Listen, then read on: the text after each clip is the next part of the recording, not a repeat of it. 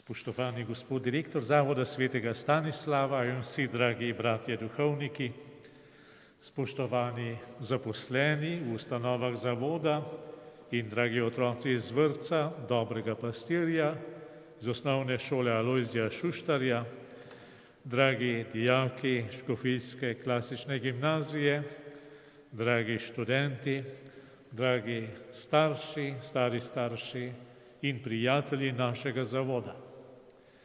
Najprej vam iskreno čestitam ob današnjem praznovanju godu zavetnika zavoda svetega Stanislava Kostke.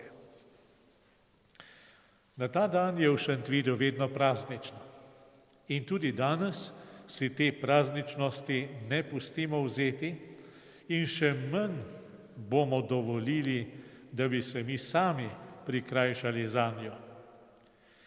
Res je, da današnje praznovanje poteka v nekoliko drugačni obliki, pravzaprav kar zelo drugačni obliki kot druga leta.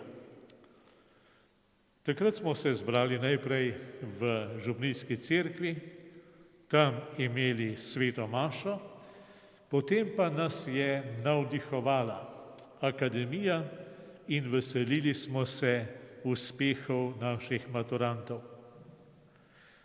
Vse to imamo tudi letos, le na način, kako nam to razmere dopuščajo.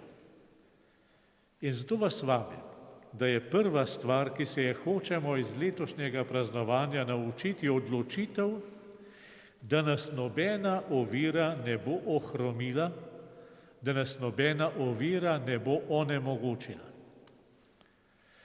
Ko namreč naletimo na oviro, imamo dve možnosti. Prva je, da oviro doživimo kot konec neke poti, konec nekega prizadevanja, kot preprečitev neke rasti. Nevarno je, če se nam vsa pozornost zoži zgolj na oviro, saj potem zunaj ovire ne obstaja ničesar več.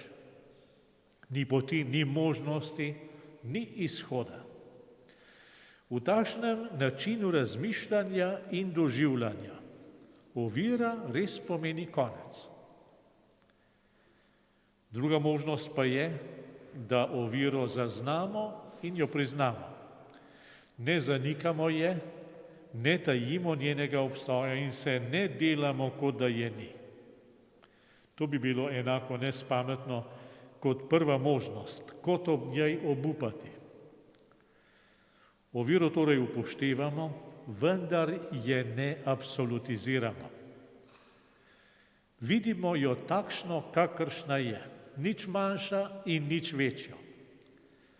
Ugotovimo, da obstaja, da je tukaj, potem pa se takoj ozremo naokrog, da bi ugotovili, katere možnosti pa kljub vsemu imamo in katere poti so nam vseeno odprte. Naj nas tukaj spomnim na svetega Stanislava. Njegova velika želja je bila, da bi vstopil k jezuitom.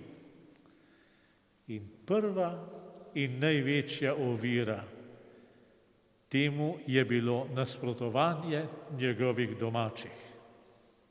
In to tudi danes ni redek primer. Pogosto se dogaja, da imajo starši več pomislekov glede duhovnega poklica svojega sina ali hčere, kot pa mladi ljudje sami. In včasih je potrebno junaštvo, veliko junaštvo, da človek sledi klicu, ki ga nosi v sebi. Ker je Stanislav sledil klicu, čeprav ni dobil dovoljenja staršev. In čeprav si ga provincial na Dunaju ni upal sprejeti, ni vrgel puške v koruzo, ni obupal. Ker je sledil klicu, se je odločil, da bo šel k provincialu, ki je bil v Augsburgu, v Nemčiji, k Petru Canisiu. Prehodil je 725 kilometrov dolgo pot do Augsburga in potem še naprej, dokler ni prišel do provinciala, saj tega trenutno ni bilo v Augsburgu. In provincial je v njem prepoznal iskrenega in duhovno bogatega mladeniča in se odločil, da ga bo sprejel. A Nemčija je bila preblizu Poljske in starši bi lahko tako ali drugače preprečili Stanislavovo odločitev, zato ga je Peter Canizij poslal v Rim. Na poti je bil od začetka avgusta do konca oktobra in dosegel cilj.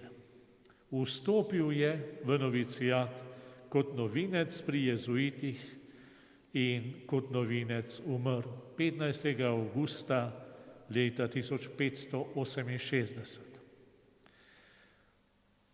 Cilj je dosegel, ker ni občepel ob ovirih odkupne sreče, ampak je pogledal, kje bi pot lahko vodila naprej. To mu je pomagalo ne le do tega, da je postal jezuit, ampak se je uresničila še misel, ki je oblikovala njegovo srce. Za nekaj višjega sem rojen. Leta 1726 je bil razglašen za svetnika. Je bil Stanislav nekaj posebnega. Če beremo njegove življenjepisce, spoznamo, da je bil vesel, družaben, prijazen, da je znal sodelovati v igri, predvsem pa, da je bil vedno iskren in zvest Bogu. Njegova posebnost je bila predvsem v tem, da je bil dosleden v svojih odločitvah. Že zgodaj je v sebi zaslutil klic, naj sledi Bogu. In svojemu bratu Pavlu, to je bil starejši brat, ki je šolo jemal zelo z levo roko in je čas v glavnem posvečal veseljačenju in zabavam, temu svojemu bratu, od katerega je slišal in pretrpel marsikakšno bridko, je to povedal z besedami: živeti hočem, kakor je Bogu všeč. Če je tebi, brat, všeč ali ne. Živeti hočem, kakor je Bogu všeč. Poglejte, dragi prijatelji, v tem je vsa skrivnost. Živeti, kakor je Bogu všeč. S to mislijo v srcu lahko premagamo vse ovire. Še več, če nosiš to misel v srcu, ovire postanejo smerokazi na poti življenja.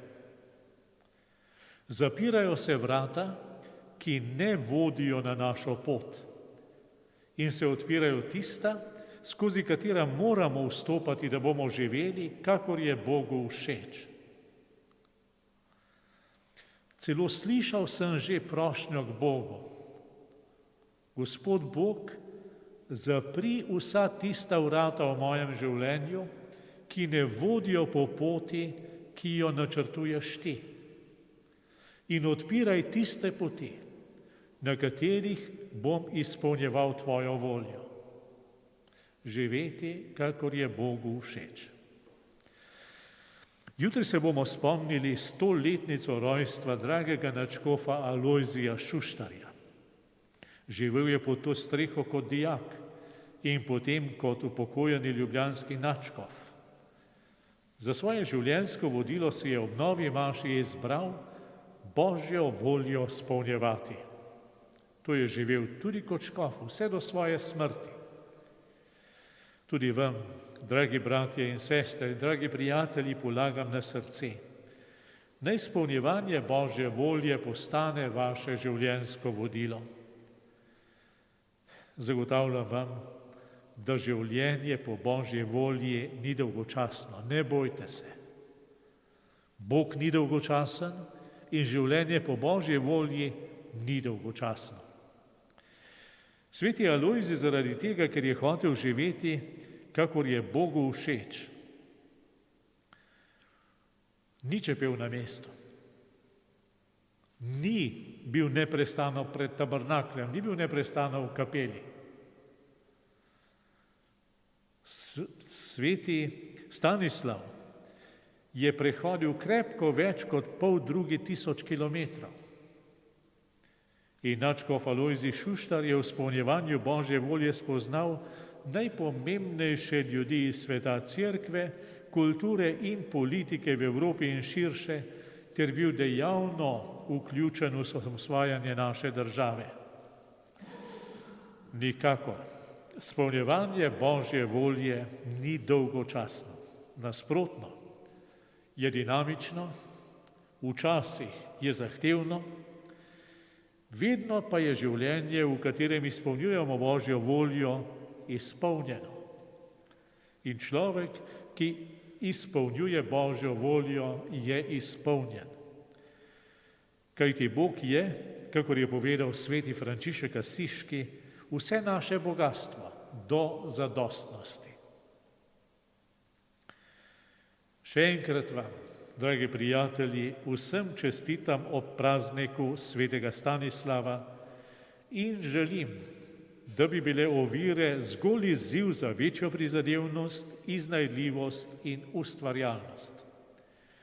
Naj vas sveti Stanislav spremlja svojo priprošnjo in naj svojo priprošnjo pripomore, da se boste lahko čim prej vrnili v prostore zavoda, ki nosi ime po njem, in se naužili medsebojne bližine, ki jo tako zelo potrebujemo. Amen.